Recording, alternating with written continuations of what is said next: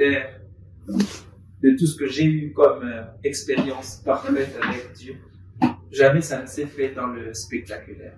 Alors moi, je suis de ceux qui pensent, ou je vous recommanderais d'avoir simplement une attention soutenue parce qu'il y a des miracles qui se passent autour de vous chaque jour. Aussi savoir quel est vraiment le message. Les genres de messages qu'on va lire, on va dire, qu'on va toujours s'en souvenir. Alors, je pense honnêtement qu'il y en a plusieurs. Si moi j'essaie de synthétiser, je vais être égoïste. Je vais être égoïste. C'est pourquoi je vais vous recommander de lire parce que j'ai déjà des retours, des premiers témoignages et chacune des personnes qui me revient me donne un angle différent que moi-même je n'avais pas imaginé au départ. Et c'est pourquoi moi je ne peux pas synthétiser cet ouvrage. Il y a quelqu'un qui m'a fait rire tout à l'heure. C'est un collaborateur très bien, un grand frère, un ami. Il m'a dit, je ne lirai plus la Bible. La seule Bible que moi j'ai désormais, c'est en livre.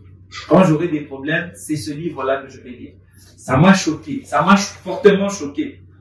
Et je me suis rappelé d'une chose. Ce livre, il n'est pas à moi, en vrai. Il n'est pas à moi. J'en suis simplement le petit pinceau qu'on a utilisé. Mais c'est un livre destiné à tout le monde. C'est un livre de tout le monde. Et chacun y tirera du sien. Chacun va s'identifier.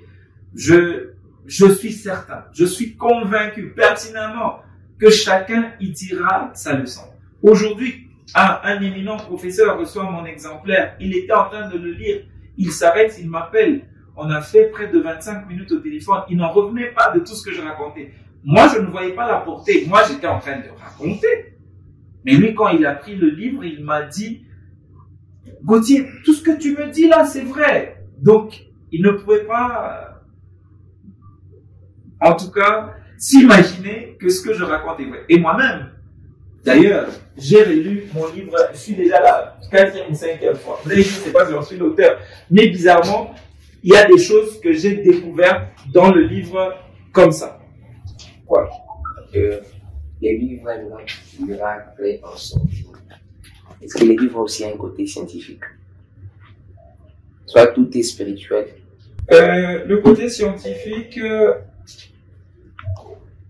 qu'est-ce qu'il y a le côté scientifique?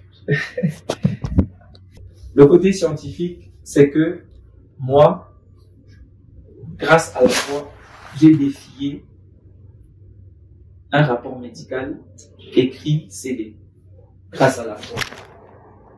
Et ce rapport médical, quand je l'ai lu, la nuit j'ai prié,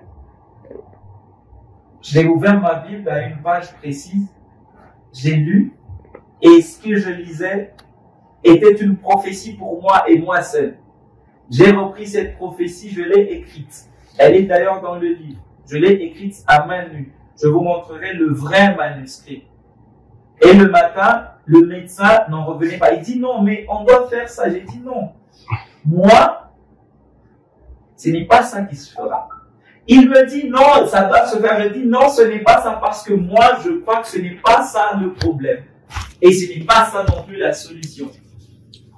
Et quand 24 heures se passent, le médecin directeur scientifique de son état, parce qu'un médecin c'est un scientifique pointu, il me reçoit dans son cabinet, il me dit, depuis que je suis dans cet hôpital, c'est la première fois que je rencontre quelqu'un qui a une si grande foi dans cet hôpital. Et après, je vais m'avancer, je me rends compte que c'est un médecin mais qui est pasteur. Alors, il était déchiré entre les deux.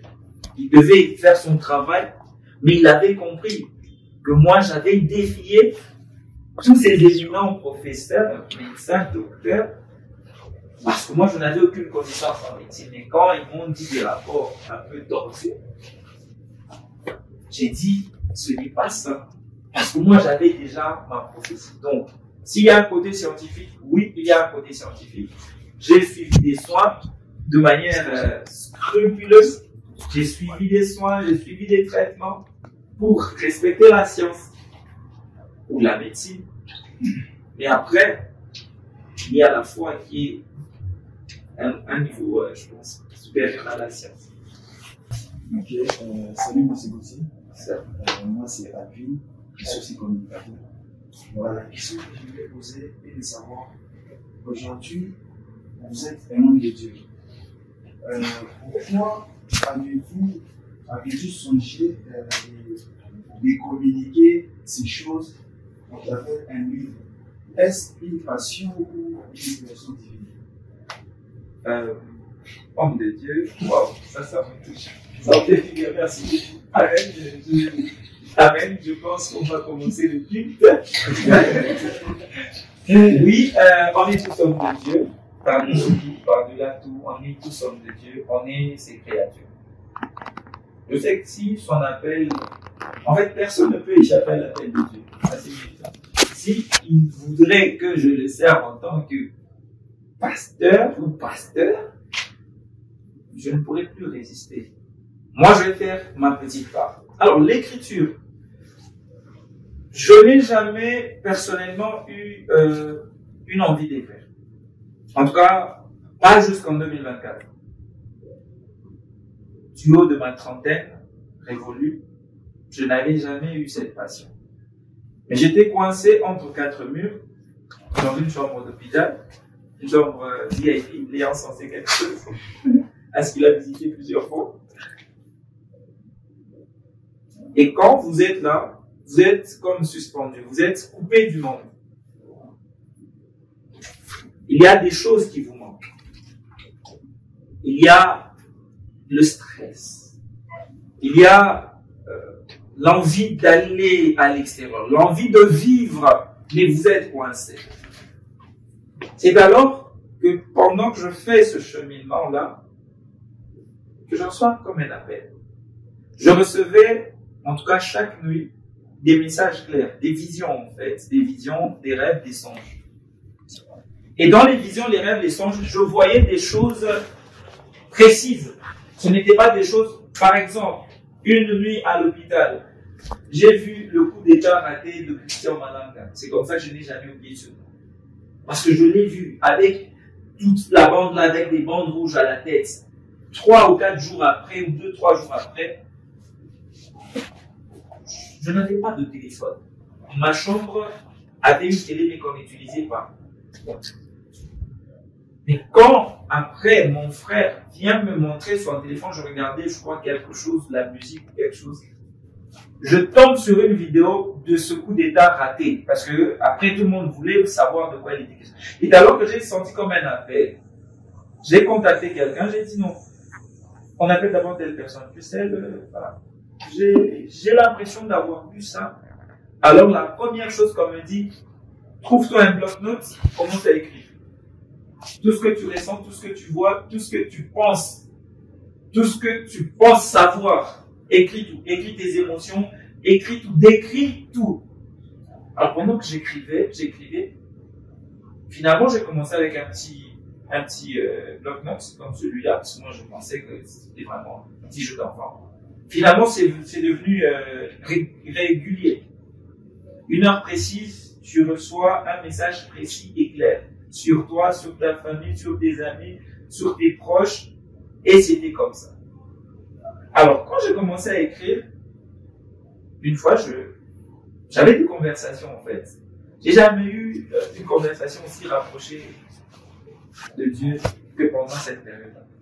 Parce que c'est bien vrai, je l'ai dit dans mon livre, il y a une époque, avant le début de cette écriture, je n'avais vraiment pas le temps, même pas pour moi-même. J'étais tout le temps saturé, occupé et dans le bruit. Mais après, je me rends finalement compte que quand j'ai écrit, j'ai finalement fait une promesse. Je l'avais fait par écrit. J'ai dit à Dieu quelque chose. J'ai dit, Seigneur, sauve-moi de là. Je vais en parler dans un livre. Et puis on a fait un autre plan, lui et moi. C'est un deal entre père et fils que je vous découvrirai très bientôt. Mais d'abord, ça c'est le premier. Donc la famille n'était pas là. Elle est venue avec ce problème-là que j'ai rencontré, mais c'était une manière pour moi de découvrir aussi quelque chose. Parce que quand finalement les gens me regardent,